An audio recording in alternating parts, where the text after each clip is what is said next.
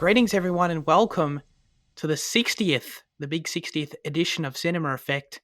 I'm Zach, and I'm joined by my fellow Hans Zimmer appreciator, Jaden. G'day. And the Riz Ahmed to my Tommy Lee Jones, aka Fitzy, aka Liam. Oh, wow. Hey, You're trying to bring this whole operation down from the inside, you know? that's amazing. I love that. Thank you. I'm glad. Sorry to get into the movie right away, but I had no idea Riz Ahmed was in this. I had no idea Alicia Vikander was in this, and she was in like 90% of the promotional material, apparently. Right? I had no idea Vincent Cassel was in this movie. Oh, yeah. Yeah. Dude, this cast was stacked. It totally was. Yeah, we'll get into it. I can't wait. Ladies and gentlemen, this is Cinema Effect, the podcast where we review and talk about a different movie every single Monday. You can find us on YouTube, Spotify, and all the podcast apps. So please subscribe and give us a 5-star rating. Follow the Instagram. As always, we'd love you to submit your questions, thoughts, reviews for next week's film in the YouTube comments section, or send us a DM on that there Instagram. This week, we're asking you specifically, what is the movie you would take to a desert island? Is that worded correctly? Because no one. What's your desert island movie? Okay, cool. Yeah. Everyone understands that. Yeah, what's your desert island movie? Let us know. Pretty straightforward. This week we're reviewing Jason Bourne, which opened in the US on July 29th, 2016. It was directed by Paul Greengrass. The genre is an action thriller, and the synopsis reads, the CIA's most dangerous former operative is drawn out of hiding to uncover more explosive truths about his past. Sounds about right? Fitzy, Jason Bourne, the finale of the series, we've done it. Lay it on me. I don't think it was that bad. I thought it was average. It was very pointless, but for what is in it, I mean, there was some good scenes. I think the car chase, SWAT scene is pretty funny, pretty good. And then, Vincent Cassel was pretty good. I was pretty engaged in the story, so yeah, overall it's average. Jaden? Yeah, I don't know. I'm surprised by how little of this movie I remember. I mean, like I watched like 4 days ago, but like it's so much of it is out of my mind. But it's a strange thing because usually that'd be a negative thing, but like I didn't have any negative emotions when watching the film. I felt very much like Fizzy, it was very middle of the road, and I think what predominantly I felt was that it was a squandered opportunity, because you had this. First came Legacy, where you had this opportunity to start something new within the Bourne universe, but then it used the same formula. And then you had this come up where it's 10 years after the last one was made or whatever.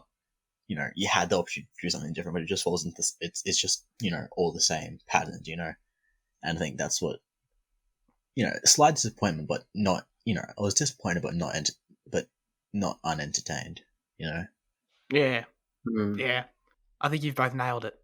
I think the movie's biggest sin is it's forgettable and doesn't add anything, but it's totally fine. I thought, I was engaged.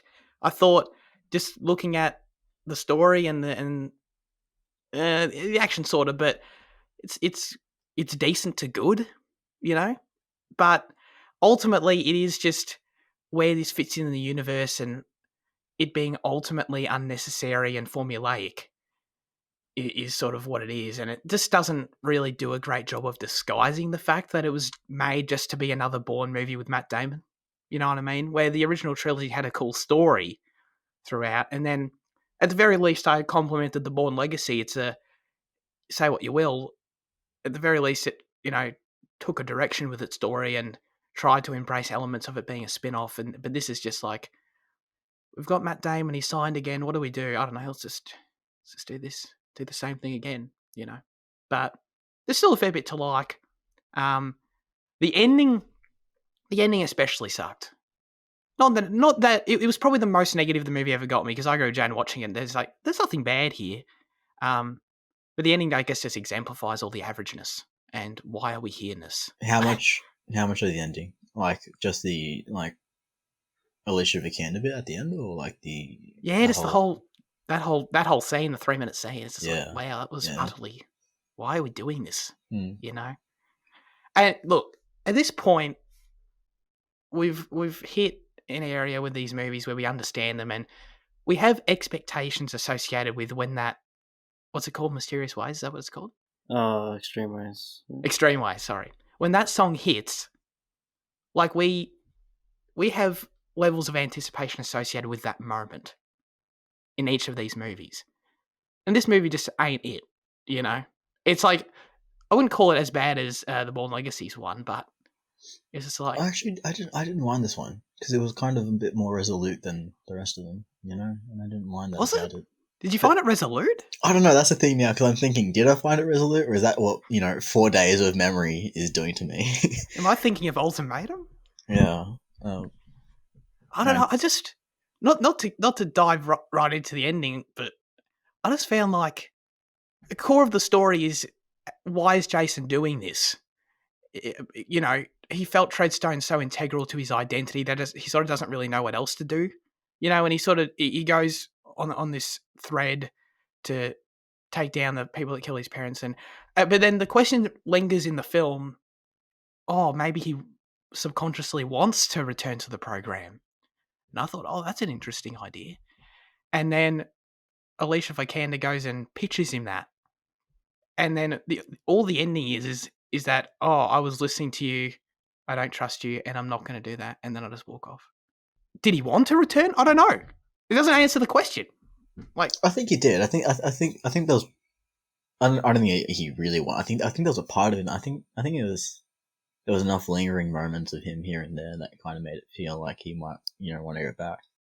That's cool though, but I actually would have much preferred if he went back, and that sort of sounds like I wouldn't have loved that either. That sounds like a bit of a stepping on the fingers of the previous films, but at least it's something. Like this movie sort of just, it doesn't commit either way. Like have him go back or have him firmly go like this, I'm leaving this life in the past, and have that be his arc. He doesn't really do either. Like I don't really, when he walks off in the sunset, into the sunset in quotes at the end of this movie, I don't really know where he is as a character at this point. Like is he just, I feel he's just the same as the start of the movie. Like is he just going to fly back to wherever he was and start boxing matches again? Like that's sort of just how I feel about it. I don't know. And that's ultimately a poor character arc, you know. Well, Would you say it's Bourne ultimately? I was going to go for like Bourne Ultimatum type thing, but it didn't work. No, it really didn't. It really did. I'm normally the one that does that, but I appreciate you giving it a go. Yeah, Sleepy. Not Sleepy Jane. Yeah. Sleepy Jane. I think the thing in the movie with him returning was like, she is kind of his last hope, and if she's not corrupt, and if she can find a place for him, then he will maybe return. But it turns out she's just like the others kind of thing, so he turns his back in the end, like finally kind of. I kind of felt that the ending was kind of firm, like he's not coming back a little bit, but... But I already felt that at the end of Ultimatum, you know? Yeah. Yeah, but there's enough questioning moments within this one that you're like, oh? But sure, no, that's fair. And I actually liked introducing that element into the plot, but at the same time, but it's the start to end thing, right? And the development of all of it. He starts one way, like I said, starting boxing matches, clearly having some sort of, issues, which I liked as a starting point. And at the end here, I don't really see an evolution of that, you know? And that's fine. Like sometimes I think there's cool character stuff to be done where the character ends up the same way, but all this movie does is sort of just ask the question. It's like Jason goes on a mission and he's just asked, do you want to come back? But he doesn't really change or assert himself in any way to answer the question. I don't know. I don't know if I'm making sense, but it was unsatisfying to me at the very least. That's really the core of it. That's by far the most negative I felt. Because I don't know, I just felt like the movie had to justify its existence story-wise, and it sort of didn't, ultimately. But we mentioned the cast is stacked, that it is. So who are we all most surprised to see? Who'd you say, Jad? Riz Ahmed? Is that who you said? No, I said Alicia Vikander, but I think... Oh, yeah, you did, sorry. I think Vincent Cassel was probably the most surprising. Yeah? Just because he's a bit old for the role. I mean, I think he does great in it. But, when you think assassin, strong, brutish, you think... Yeah, but isn't he with like a treadstone or Yeah, he is. whatever. He is an aging. Yeah. I guess yeah. No, you're right. Yeah, that's fair. I was just surprised to see in that. Yeah. That's true. Sure. Also, from an acting, like just from a meta point of view, I would have thought that he would have not taken that kind of role at this point of his career. I liked him a lot because he has that look that's not what you'd expect, and he turned out to be way more of an effective assassin than the dude in Legacy. The what was he called? Whatever the hell he was. Yeah, the RoboCop. Yeah. Oh, he was terrible. But he was actually a cool foil for Bond throughout the whole movie. He is firmly the antagonist along with old mate Tommy Lee Jones. And I liked him. I liked his backstory. I like that they only give, he's just the asset. Again, playing with this idea that if you're a part of Treadstone, you're not human.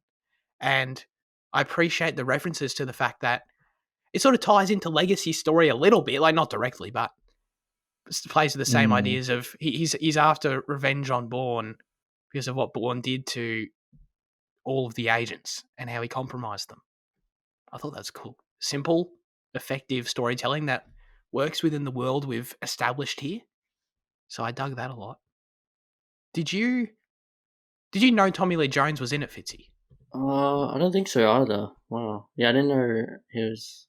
I think Riz Ahmed was the biggest surprise, but yeah, it's funny how all of these movies have like that one CIA baddie. Yeah, right. But yeah, he was pretty good. He was kind of, I believed his kind of stubbornness or whatever his belief. That's a great way to put it. He does come across as really stubborn. Dude, actually, you know what the biggest surprise was? Nikki popped up again. I was not expecting Nikki to pop up again. No, neither was I, actually. That's a good point. I don't know why, though. Like, mate, she's she's in every other recurring character. Yeah. But yeah, no, that was cool. I'm glad they killed her off, though. That was good for a character, I feel. Yeah. I feel like, yeah. It felt very much like Marie at the start of Supremacy, which is not an insult. I liked it. Yeah, I don't know. No, I dug that. I dug her showing up. Every time like someone showed up in this movie, it was keeping me engaged. And obviously, it doesn't take long for all the characters to turn up. I was like, oh look. Like in the first 20 minutes, I'm like, this is neat. I feel like Riz Ahmed plays a good Mark Zuckerberg ripoff. Yeah. I enjoyed him. His company was Deep Dream. Yeah. I think so. I don't even know what was that. What? I think it was like tell us. Was it meant to be like a free and open internet source or something like that? Wasn't that what it is? Oh, I don't know. I think it's similar to how in like Kingsman, Samuel L. Jackson promises like free SIM cards. I think it was along those lines, but just the internet. It was a purpose to get the entire population onto that, but it was a secret CIA program. It had a mysterious. That would make a ton of sense. Yeah, that would make a ton of sense. I missed that part, and it was called Deep Dream, and I was sort of like, because it was his deep dream, right. I was thinking, is it like a cryo sleep technology? Like I didn't understand. I was kind of confused about that. Do they read people's brains? I don't know, but that makes a ton of sense. Yeah. Oh wow! Ends up being this secret CIA operation. So that was cool. Semi-timely themes, probably more timely for 2016. They bring up Snowden a lot, so they want to drive that comparison home. Alicia Vikander, she was great. I liked her character a lot. I liked that she was probably the most interesting part of the movie. I think as a character, totally. Like she's sort of. Her character is a slimy CIA director in the making, which I like a lot. She's like Tommy Lee Jones in the making, which is cool. Like she's all about the, Riz Ahmed asks her, oh, how are your values? And she's like, they're totally fine, thanks. And she's happy to kill Tommy Lee Jones. She's happy to make this plot with Jason Bourne to take him down from the inside, playing internal politics. And I like that. Because I was worried it was going to be a thing because she starts it clearly as the CIA operative in the classic Bourne, surveillance room. And I thought, oh my God, this has written all over it. She's going to come into contact with Bourne and then turn good and end up with him at the end of the movie. I thought that was 100% what was going to happen, and they didn't. They didn't do it at all. And I enjoyed that. It's about that, yeah. Yeah, it really does. She's still a slimy piece of shit at the end of the movie, really. But it has some depth to it because when she shoots Tommy Lee Jones, you saw it like she really struggles with that emotionally, but she's committed to it. You know, Wait, does she shoot Does him? she? I thought Jason shot him. No, she shot him, but I thought she just, she started crying for sure. Did she? Oh. Yeah. Wait, I thought she came in the room like 10 minutes after Jason left, and he was already dead. No. She saved Jason. She shot. Yeah. She barged in and saved him. Oh. Well, yeah. To exemplify this though, I don't blame you, Jaden. It's a pretty I can totally see if I went and saw this in the theater, walking out of this movie and just sort of forgetting about it the next day. Do you guys have it sometimes where you see a movie in the theater and you're like halfway through your day the next day and it just occurred to you that you saw a movie in the theater the day before? I get that sometimes with forgettable movies. I get what you mean. You know, yeah. But anyway, I liked her a lot. Her American accent was weird. I didn't really enjoy it. I think it was off. Yeah. Well, I didn't even know if she was trying an American accent. No, I don't think she was trying one. Oh no, she definitely was. Was? Are you sure? 100%. No. Oh, I mean, I don't want to say 100% because I don't want to. One thing I've learned doing this show, I don't want to fall on my sword when it comes to accent related topics. But you can't be the CIA if you're not American, right? And either way, I was 100% convinced it was. Yeah, but what if she spent a lot of time abroad and she just picked up the local accent? What if she was a field operative for like 10 years and she had to deep cover in England, and then she picked up all their their cadence and inflections in their voice, and then she got back, and then that's some head she's got this right kind of bastardized version of I thought accents. I guess I thought she was British from her actress, but she's like Swedish. So. I think she lives in England though, so. Oh, does she? I don't know. She's married to Michael Fassbender, isn't she? Yeah. Wherever he lives, I guess she lives. Wherever they live, yeah. Ireland, maybe, yeah. Yeah, I don't know. I've only ever seen her in this movie, The Light Between Oceans, with her and Michael Fassbender. That's Australian, isn't it? Yeah, I really like that movie. Yeah. Like it's based on a novel, I think, and I like it, number one, because it's set in Western Australia. Preach the word, but also, and Michael Fassbender does a killer Australian accent too. But also just because like they have, for obvious reasons, really good on-screen chemistry. You know, really, like genuinely. Yeah, curious that. Yeah, yeah. But anyway, yeah. So that's all I'd seen her in. I know I saw this and I was like, oh, she's really good. Sorry to pick your accent, Alicia, but other than that, you're really good in the movie. I want to ask you guys about the staple of Bourne films, and that is the action, the thrillerish moments, the foot chases, and all the crazy spy shit that happened in this movie. What you thought of it?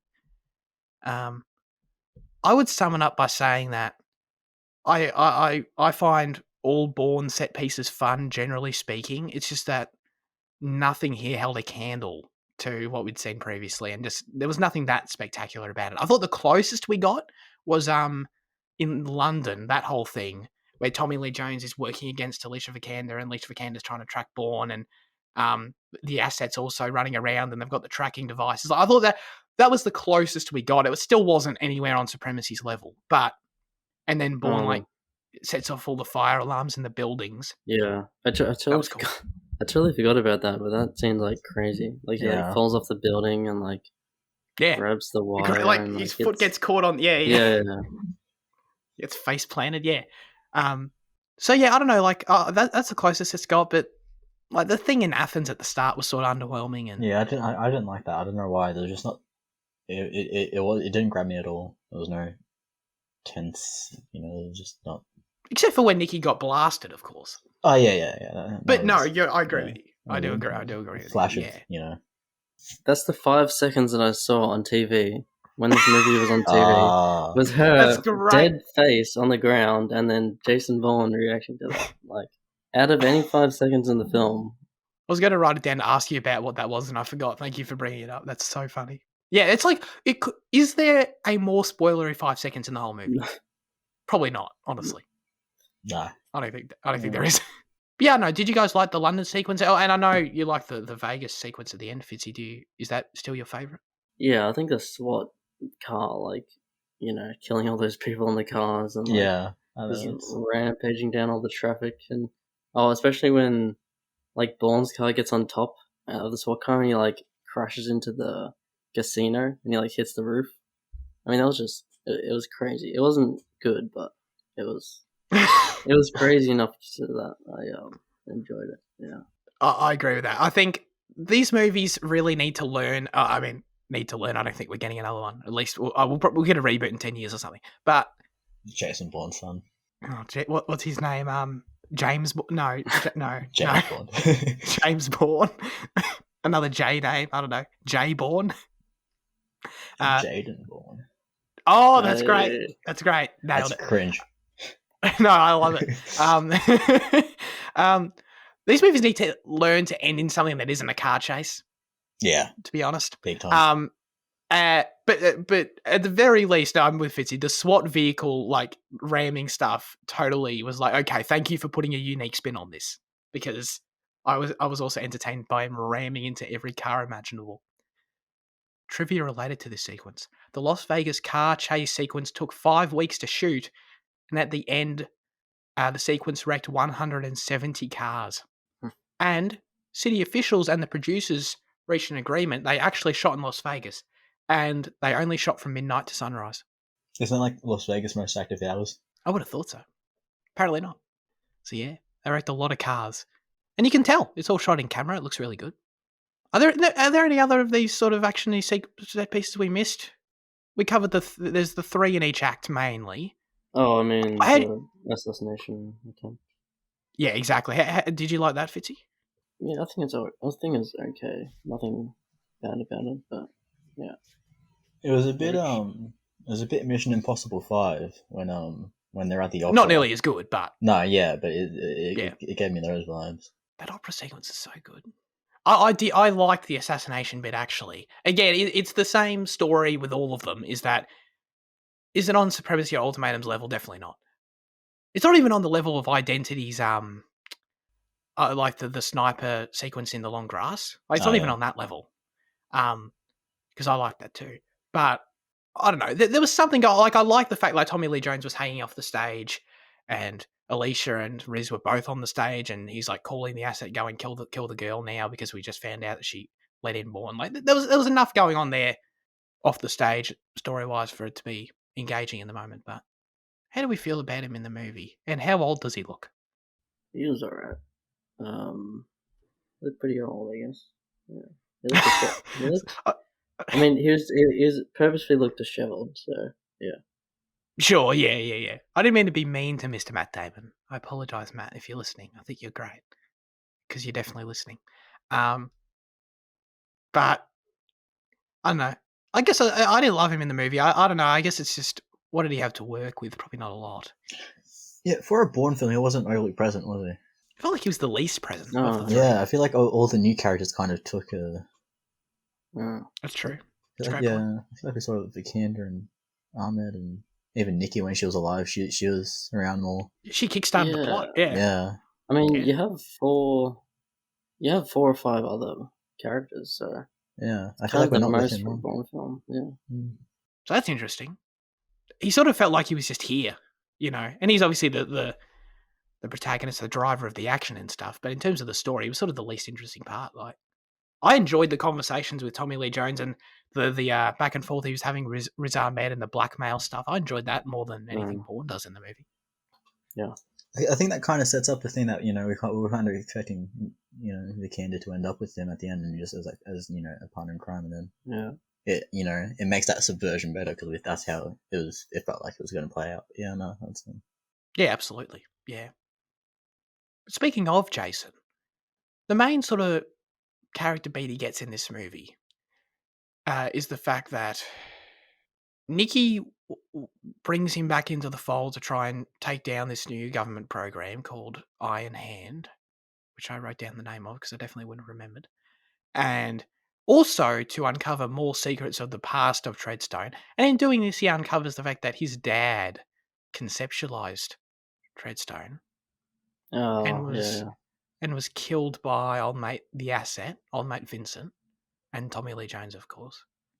I didn't really feel this.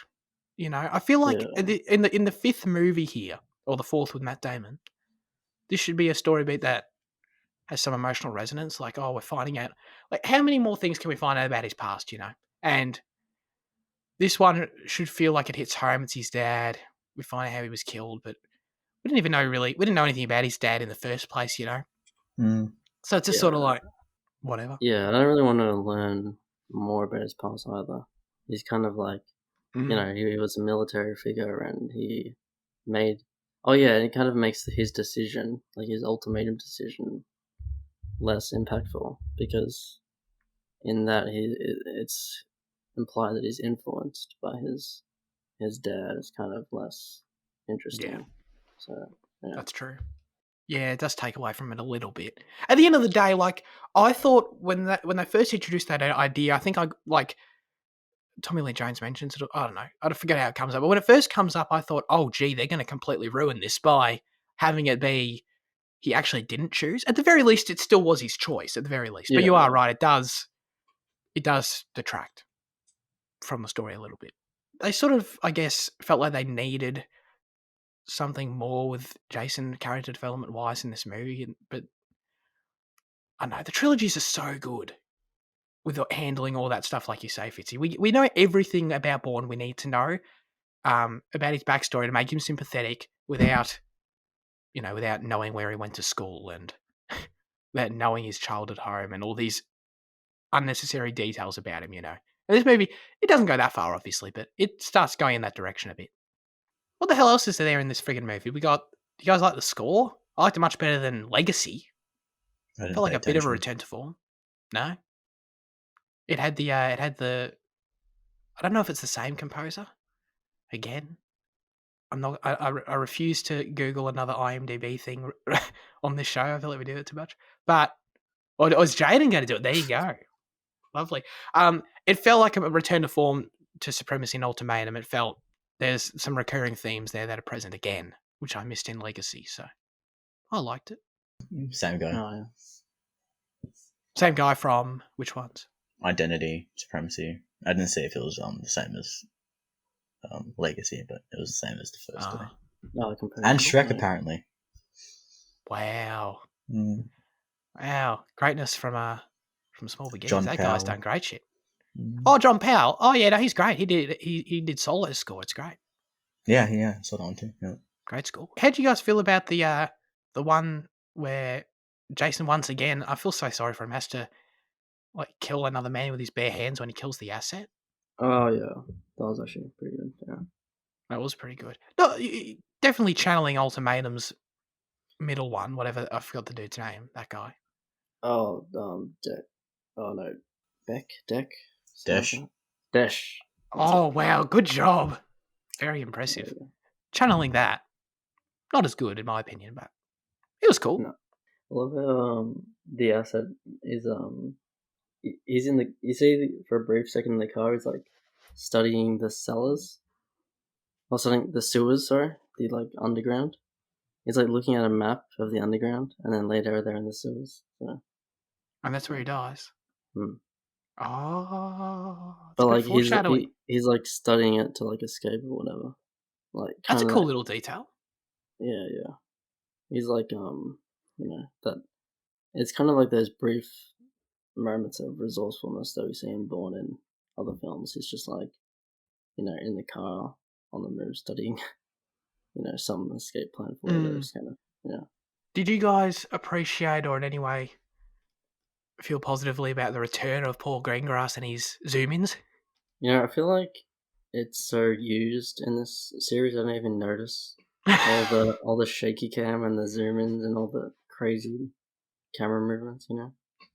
I noticed. I was there less direct comparison shaky to cam? Legacy. I don't know. Was there less shaky? Oh, it might have been less shaky. If you look at like even the CIA scenes, it's like crazy. I felt less sick watching it than the other ones. Well, that's good. The zoom-ins were nuts. They were all in. They went nuts on those. I love them though. I don't know. I feel like I feel like I've been alone on that in this series. I don't know. Maybe I'm wrong. Oh no, the zoom-ins are great.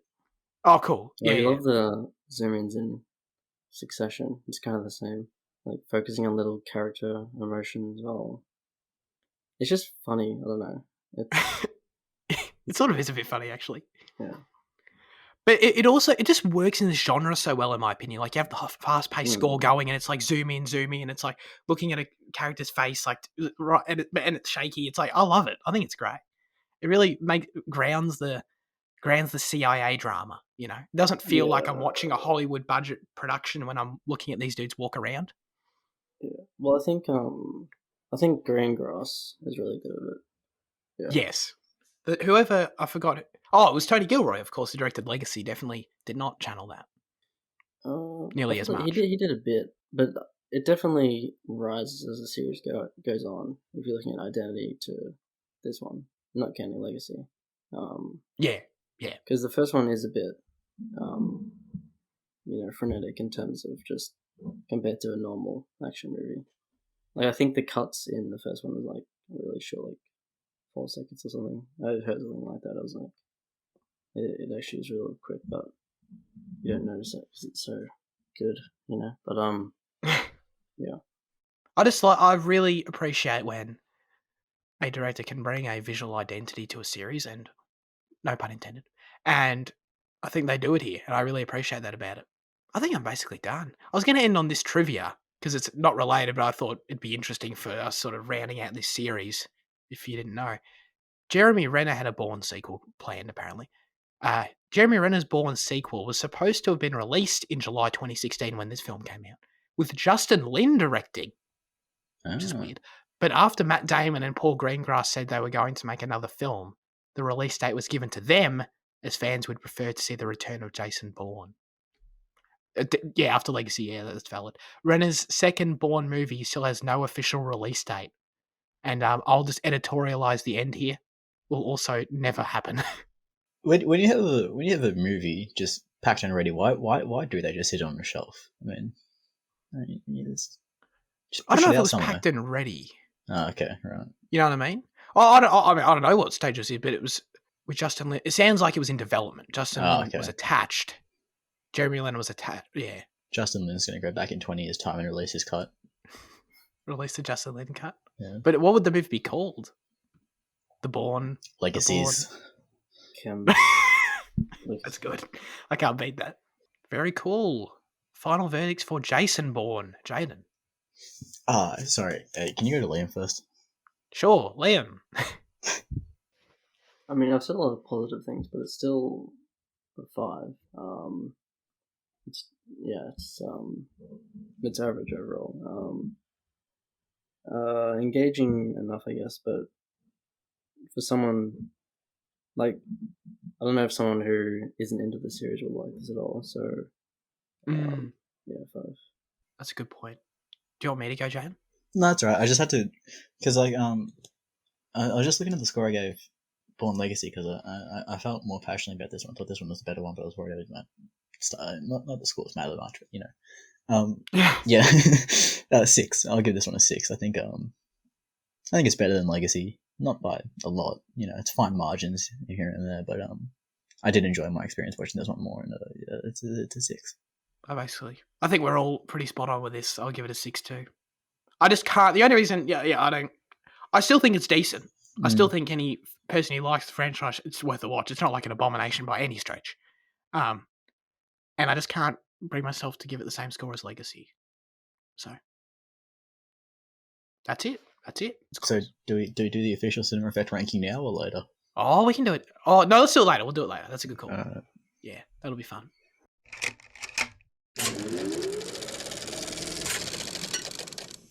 Let's get into news chat before we'll come back around to Bourne. Amazon is set to buy MGM. As we were joking, Jeff Bezos has now acquired. He's done it again. You know what I mean? He's sitting around. He's got. Doesn't he own the Washington Post too? I think he does. Anyway, now he's got MGM, and Fitzy and I were talking about this before, Jaden, and we were trying to figure out what the hell MGM has done or what they still produce, and it was Bond. It was the biggest primarily, one. Yeah, it was Bond and also Creed and Rocky were the main takeaways. I just think it's sad because MGM's one of the oldest producers in Hollywood. You know, I mean, we watch Mank, so we know quite a bit about the history of MGM, and like, yeah, to see another classic company like this gets swallowed up by a giant. It's sad, you know. Glad Universal's still doing alright, or has Universal been consumed and I don't even know about it? No, I think Universal still stands alone. But yeah, like I think so. Yeah, I think you're right. But yeah, not to change topics too quick, but yeah, I don't know. I mean, this is news. This news. It doesn't. I totally understand Jane's perspective, but I don't. I'm sort of indifferent to it. It's notable, 100%. It's interesting. I find it interesting to talk and think about, but I don't really feel a certain way about it. You know what I mean? I'm definitely not jumping for joy, but I don't know. Do you feel a certain way about it, Fitzy? Definitely more on Jaden's side, I guess. Yeah, I don't know. It's just I don't mind this happening sometimes, but it's feels like it's happening all the time now. It's kind of a bit out of control. So yeah. It's too quickly becoming a 2-horse race between Disney and whoever the closest competitor, which is at the moment Amazon, with this swallowing up of MGM. And like the acquisition was only like what, $8.5 billion. Like that's obviously that's a lot of money, but that's nothing for Bezos. I mean, like he could drop that 13 times over, and like he paid it in cash, dude. Yeah, I mean, like he could buy up the rest of Hollywood if he wanted to right now. Universal, WB, and all whatever. Sure. To that point, though, I actually hadn't thought about this properly. I understand what you guys are saying. This isn't nearly as concerning to me as if this were a Disney acquisition. You know what I mean? These companies are still staying at this point in time. I'm not saying for the future. Who knows? As of this news, the companies still say as competitors, as distinct. You know what I mean? Amazon swallowed them, but at the end of the day, unless Amazon goes and buys another studio, then I'd be like, oh. But you know what I mean? This isn't monopolization yet. This isn't Disney buying 20th Century Fox. You know what I mean? If this were a Disney acquisition, I'd feel a bit more negatively about it, I think. Yeah, but it's going to become that, especially now that he knows he can. Very may well be the case. Yeah, we'll have to wait and see. Jane, do you like Aaron Taylor-Johnson? Oh, is this about his casting as Craven? Yeah. Yeah, it's funny because he played Quicksilver in Age of Ultron, so he's already in a Marvel product, and like he was good in Nocturnal Animals. Who does he play in that? He plays like the crazy dude, like the like the redneck on the farm that they go out. Oh, that's with Michael Shannon. Yeah. Cool. Yeah. I remember that. Like we first see him when he's shitting on the toilet outside. That's right. But yeah, anyway, so he's Craven the Hunter. This is, dude. No one. I wanted to bring this up for two reasons. Number one, are we all in agreement that no one gives a shit about? I mean, I know Jane likes Venom Farm, but in terms of this expanded Sony Marvel universe, like what, dude? What? Like, well, Craven the Hunter like Morbius. It should be setting up the Sinister Six for Spider-Man, So now they have Mysterio and now Craven, It should be setting up that, so it should be getting towards the next Spider-Man. But it's not. It should be though. But it's not. Yeah, well, I'm with you. That'd be interesting, but it's not because it's friggin' Sony, and as you say, Aaron Taylor-Johnson is already in the MCU as Quicksilver, so that literally cannot be true. You know what I mean? I guess this is where the complications come in between. Yeah, it's where this conversation we've had. I thought Craven would have been able to slot into the third one, alright. Well, there was that rumor forever that MCU Craven was going to be Keanu Reeves. So I don't think that's true necessarily, but I'm just saying, like, whatever this is, I don't think this is Tom Holland interactable. Right. I think this is out of bounds for him, unfortunately. Well, then if there's no Spider-Man, there's no point in making a Craven movie, to be honest. That's what I would have said about Venom, to be honest, but yeah. You know what I mean? Like, Venom's a Spider-Man villain. Like, what are we? Yeah, but I think the movie does enough to make him stand alone happily. I'm quite happy with him. Yeah. As his own entity. But, like, do you want Morbius, though, Jared Leto in there? Fitzy, did you love the first image of Uncharted that we got? I don't think I've seen it. Have a look. Take a look now, and I want you to tell me what you feel about Mark Wahlberg inhabiting the character of Sullivan right now. Uncharted, the film, got its first image released. Dude, that's so good. Oh, man. Now, I will refrain. He's just Mark Wahlberg. And I don't know if we could have expected anything else. So bad. It's I'm really worried about it. You know what I can't wait to do? Fitzy, did you see this? There was this quote. Tom Holland did an interview, I want to say it was about a month ago now, where he talked about Uncharted, and he basically said the movie was, he's concerned the movie's going to be bad. You need to, if you want to look into it, look into it. He said, like, he had a hard time playing the character, and he's concerned about the final product. Like, all these weird quotes. It's not. He didn't directly say this movie's gonna be garbage or anything, but it was just really weird, concerning things for the lead to say. It was odd. But anyway, so this Uncharted movie, man, I can't wait. I'm absolutely gonna see it, 100%. What I'm gonna try and do is my experience with this, because I'm attached to Uncharted enough, absolutely, where I want to see the movie. I'm going to try my best to avoid any opinion whatsoever before I go to the theatre. I don't want to see the Metacritic score, because I'm concerned at this point it's going to have like a 40. I don't want to see that. A 40 would be a good outcome for a video game movie. No, no. Yeah, its competition isn't great, but I don't know if I could call it a good outcome for any movie, to be honest. I don't want to see any opinion at all. I want to go into the theatre and hopefully not think it sucks. My hopes aren't high, Fitzy. My hopes aren't high right now. Who saw the Last Night in Soho trailer? Raise your hand. Oh, there you go. Jane, tell us about it. Dude, I tried to avoid it, but I succumbed in an hour. I swear. I was like, really? I was like, all right, I'm not watching any of this, and then an hour later, I was on Edgar Wright's Twitter. I was like, fuck it, just watch it. Dude, it looks so good. This movie looks like it was made for me. It's this. It looks like this horror thriller heavily inspired by the genres of the 70s, and it looks so fucking good, man. It looks so good. The cast is amazing. Thomas and Mackenzie, Anya Taylor-Joy, Matt Smith. Doctor Who, get in there. Oh, dude, it just looks so brilliant. And the trailer, has a song sung. I can't remember who sings the original, but Anya Taylor-Joy is singing cover, and it's so haunting, and just the way this reverberates, just so fucking good. I was like, yeah, get me in there. Oh, dude, I love that passion. Yeah, this is theoretically, this is Jaden's wet dream. Yeah, yes. Edgar Wright. Yeah, dude, this is horror. Yeah, this is Has Edgar Wright ever made a film in this genre before? Because I haven't seen the trailer, read the synopsis, looked at the poster, and thought that is tonally not what I'd expect from him. No, he's got elements of horror in Shaun of the Dead, and he's got sequences inspired by such and such in his other movies. But this is his first horror, and it's his first not serious movie, because obviously Baby Driver was a serious movie. But this is his first kind of foray into that genre. Baby Driver is his least serious movie. What? I don't know about no. that. It's really lighthearted and silly. Oh, it's lighthearted, yeah. Yeah, sure. but in terms of I don't think you can call it his least serious when you have Scott Pilgrim and then the Cornetto trilogy as his competition. Those are definitely more serious in terms of. I think we're defining serious in different ways. Oh, maybe. Okay, I'm not talking thematically. I'm talking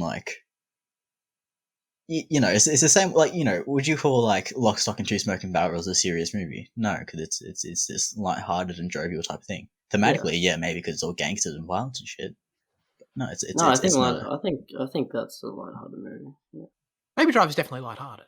Yeah, no, sorry, it's lighthearted, but I think if you're talking about serious, I think it's Baby Driver's the most serious movie. Okay, what way is it serious? What's your definition?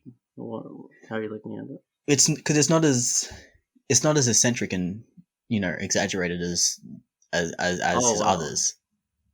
I definitely disagree. No, but Hot Fuzz has Simon Pegg doing backflips over fences, and Scott Pilgrim has 3-dimensional little neon dragons fighting in a band room. You don't have that in Baby Driver.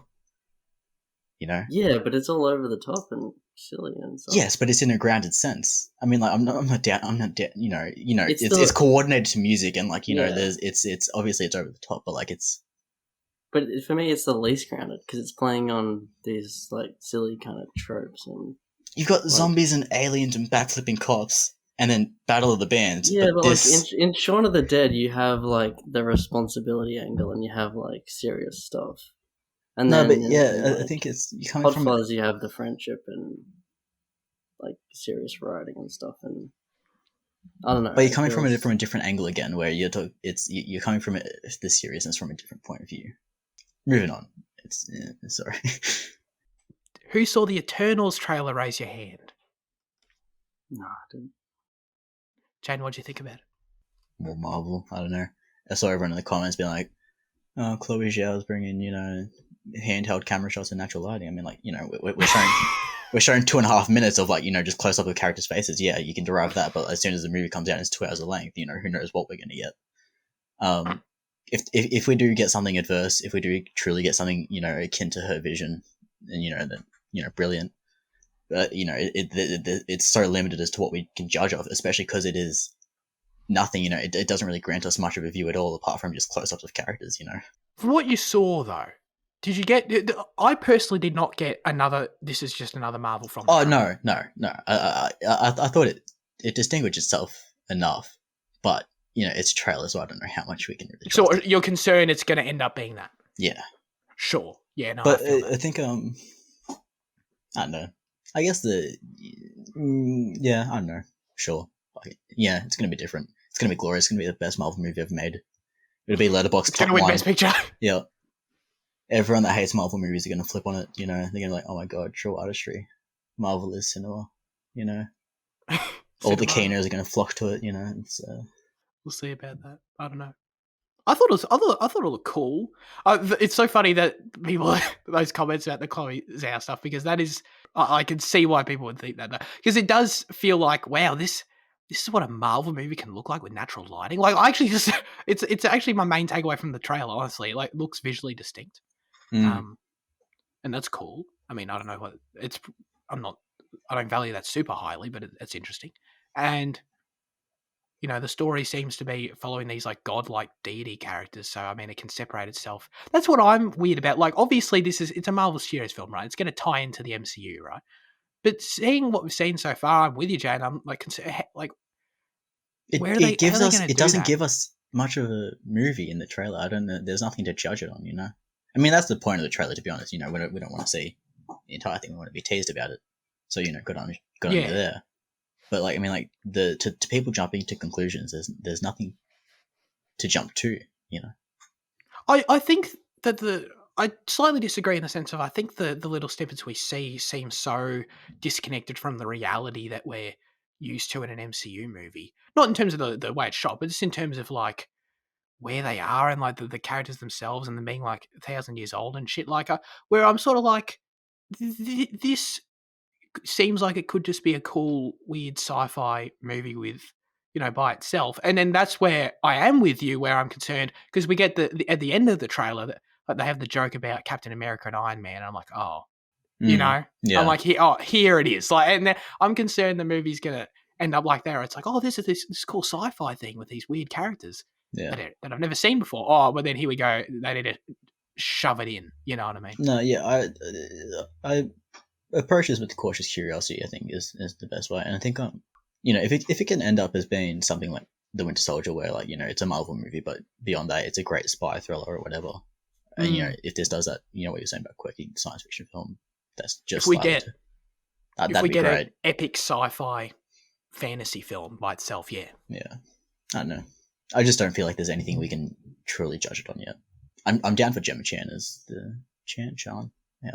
It's as the main character, or I'm excited.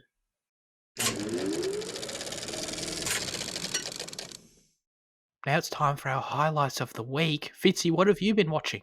This show that I watched, it's called High Maintenance. It's this HBO show about this guy. His name is just The Guy, and he delivers weed to people in New York. And every episode pretty much follows, like, 2 different sets of characters who kind of interact with the guy in some way. It's kind of like Girls, or probably better than Girls. Where it's just like kind of all these different New York characters, and all these different recurring characters, and yeah, it's a pretty great show. It's it's half an hour episodes. They're pretty lighthearted, I guess. But the writing is really great. It's pretty much just focuses on that, the characters and writing, and not very big, not like anything huge happening. But no, it's really great. Where can it be viewed? It's on Foxtel, it's HBO show. So yeah. Lovely. Jaden, lay it on me. What's going down? Yeah, alright. I watched this movie called The Conspiracy, which is it's a faux documentary, found footage type horror, because it starts as faux documentary, but then it comes found footage towards the end because that's and whatever. It was really interesting. I really enjoyed it. It was really cool, and like it's I don't know, the exploration of conspiracy theories, and like it's because like it's the way that people fall for them, and like how like, you know, a conspiracy theory can't be disproved. That's why it's a conspiracy theory, you know. Because like, you know, the first character we're introduced to is like this guy that's wholly involved in it, but then like, you know, we see how the simple put like, you know, a normal person can fall into these, and how it's just a rabbit hole, and like it's a really it's really interesting in that. And then towards the end, when it kind of embraces its horror aspect, you know, it creates some really haunting imagery, and like this whole like secret organization part that crops up, and like the way that plays into it, it's really brilliant. Yeah, it's like that horror, like that little tinge of horror, and like there's a really daunting horn that echoes throughout. It's great. The movie is not. I think I oversold it a bit there. It's a 7 out of 10, but like it's an interesting watch. And so it's like a mockumentary. Is that what it is? I mean, and what word did you just use to describe it? I said faux documentary, because a mockumentary. What does that mean? It's a fake documentary. Oh, okay. Mockumentary kind of carries that comedic connotation for me. Yeah, sure. Yeah, so that's why. Yeah, I get you. Which Avatar should I talk about? I've been watching both of the Avatars. Shit on Peter Jackson. Peter Jackson? You mean James Cameron? James Cameron, yes, that one. Not him. Not Peter. Him. Yeah. Avatar: The Last Airbender is a show I am halfway through. I think exactly, almost exactly. Like I'm halfway through season 2. Finally, after 80 years of being told to watch this show, and I get around to things people tell me to watch. You know what I mean? I get around to them eventually, slowly but surely, and I really like it now. Finally, I'm really in. It's finally clicked to the point where, and it took like end of season 1. I'm like, oh, okay, I'm enjoying this. But then it didn't still took until a bit into season 2 where I'm like, now I'm actually looking forward to watching the next episode. I actually want to see what happens next. Now I feel like I'm tuning in every episode and I'm getting meaningful development, you know? And I was lacking that for a while. Yeah, man, I get it. I just can't wait to see where this show goes, and knowing it's like I'm halfway through the whole thing and it's like, and it's done, you know what I mean? It's been done for years. I'm thinking about it. I don't know where it's going to go. I'm curious. All the Fire Nation stuff is incredible. I like the main cast fine. I like them more than fine. I like them. But every time I come back to anything to do with the Fire Nation, I'm like, dude, this shit is excellent. I'm so invested in that. And I can only imagine, because, you know, I don't know anything, but I've had book 1 water, book 2 earth, and I assume book 3 is fire. And I think I'm going to like that a lot. I think I'm going to like that a lot. So, yeah, man, I'm knocking my way through it. Hopefully I'll be done in a couple of weeks, so I can update you there. Have you seen any of it, Fitzy? I don't know this, I think. No. Because all the major players are introduced in season 2, I think that's where it gets so much better, you know. Because, yeah, sure. You know, that kind of gap is filled in, and, you know, it can finally go full force. My favourite characters are still the ones introduced early, though. Like, Yeah. I love the main cast. Katara's my favourite, and I love Zuko, and of course, you know, who can't love Uncle Iroh? He's amazing. You can you not love him? Is it fighting? Is it like fighting evil, or is it like fighting battle Pokemon kind of thing? No, it's fighting evil. Okay. That's actually a weird way to categorize it. There you go. But I guess it's nothing like Pokemon. It's nothing. That sounds awful. Yeah, Zuko's my favourite character too. Oh, he's so good. And then you And really it's what- appreciate his arc. Oh, I already am. I already feel like he's grown huge. I'm only halfway through it, and I love that. Like some of the things he does, I feel like if the show were written any differently, I would be really frustrated by. Like, dude, why don't do this? You're just a pain in the ass. But I understand all of it, like totally, and that's what it's a well written character. That's the sign of one. What's the main guy's name? Hang. Aang. Aang, right.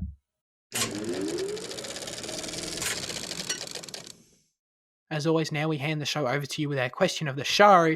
Loop back around to Bourne. Last week we asked you what is your favourite Bourne film and or review of the show. And I was very impressed that Luke actually had like he remembered the review and knew the reason. I was like, dude, thank you. I'm glad you can remember which episode's which. Luke said the Bourne Identity was my favourite episode because not only did Liam host, but who can forget special guest host Sir Kaz? Oh yeah, I forgot about that. Good job, Liam. How long ago? Oh, yeah, I guess. Was that really like 5 months ago? Or 4, I guess. Yeah. Cool. That's nuts.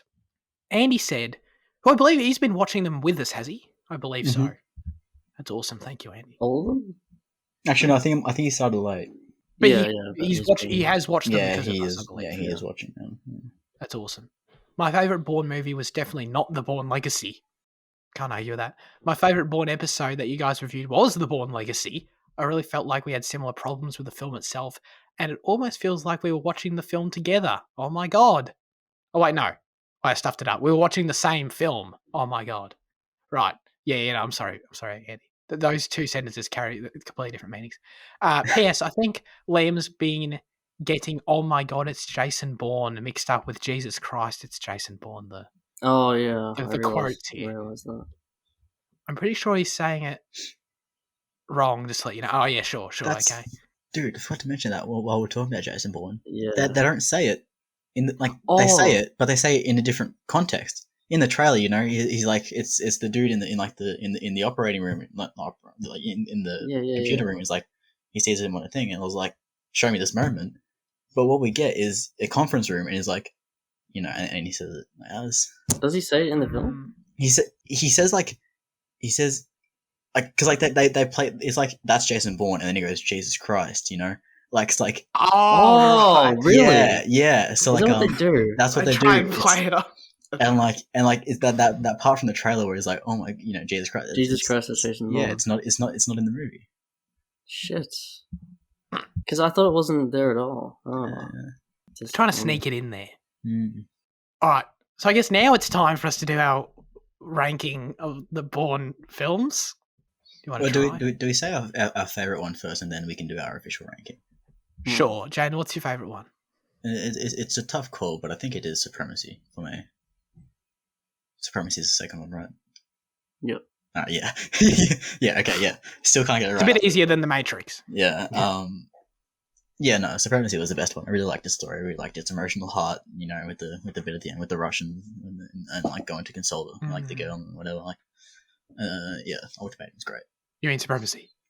Yes. Oh my god. That was hilarious. Oh my god. I totally agree. Supremacy's mine too. Fitzy, what about you?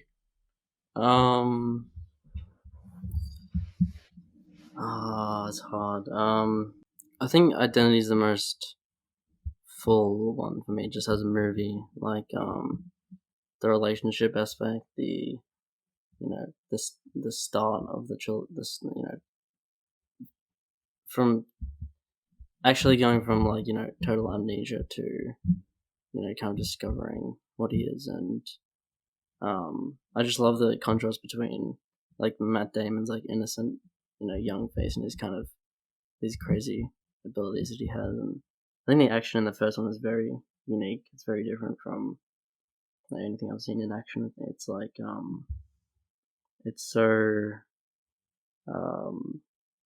just subdued and kind of quick and clean in a really strange way, and yeah, I really love all the assets in that film and just the whole cast, and yeah, it's also the first time I was like, wow, this is actually beyond Jesus Christ, that's Jason Bourne. Yeah, but also just like beyond my expectations of what I thought these films would be. So yeah, I'd say Identity. I think I think I had a similar experience with this film as I did with the Mission Impossible franchise when, from outside looking in, you look generic action shit. But then once you actually engage with it, it's so much more. I think Mission Impossible is much better, just personally. But I think both, the core, like, if we're talking about the original trilogy of this, and then, like, I think, yeah. Oh, that's hard. I'd say Supremacy second, Ultimatum third. Yeah. Well, then I don't think that changes the rating, does it? Ultimatum and Identity tie. Oh, do they? Yeah. Well, Okay. I'm willing to forfeit Ultimatum spot to Identity if you want. But two of us chose Ultimatum. Yeah, that's true. Ah, true. Yeah, I mean Ultimatum. Yeah, sure. Got it. So wow. So Jane and I just completely just overruled the ranking. I love democracy. All right, the official ranking, just for to be restated clearly for the record. Number 1, The Bourne Supremacy. No, Number 2. Do you want me to go there? You want me to go the other end? All right, fine. Number 5, The Bourne Legacy. Number 4, Jason Bourne. Number 3, The Bourne Identity. Number 2, The Bourne Ultimatum. Number 1, The Bourne Supremacy is the official podcast ranking. We watched all these movies. Yay. Woo! It was fun. It was a journey. I enjoyed it. That's it for this week's episode of Cinema Effect. Thank you for joining us, listeners. Hopefully you'll jump along for our next franchise. They're always a lot of fun. Do you want to announce it now, or do we announce it later? I can't remember. So our next franchise, starting next month, will be the Planet of the Apes modern trilogy. That is Rise, Dawn, and War of the Planet of the Apes and for the Planet of the Apes. So check those movies out. We'd love you to jump along with the franchises. They're a ton of fun. And create some recurring continuity here with the audience. I know It feels Lachlan has seen War, at least. So at least he can partake in that one. So. No pressure. Well, No pressure. Mm-hmm. I love doing the franchises personally. They had I don't know, it feels like months long sort of journey we go on here. It's fun. But Fitzy, what are we watching next week? We're doing another Zack Snyder streaming service film for this year. We didn't review Justice League. No, Yeah. but it's another one for this year. Yes. Let's go. Army of the Dead. New Netflix zombie film. Dave Bautista and his gang. Oh my god. Dave Bautista and his gang storming Las Vegas to get some money with a bunch of zombies around. So yeah, check that out. It's on Netflix. I love how you can pronounce his name two ways, either the wrestling way or his real way, and you didn't either. You just told him a third way. I was waiting for you to correct him on that. No, I love it. We can just call it Batista from now on. Thank you guys for joining me. I really appreciate it. I appreciate everyone tuning in. Although I said that already. But, it's worth saying twice, I think. Have a great rest of your week, and goodbye.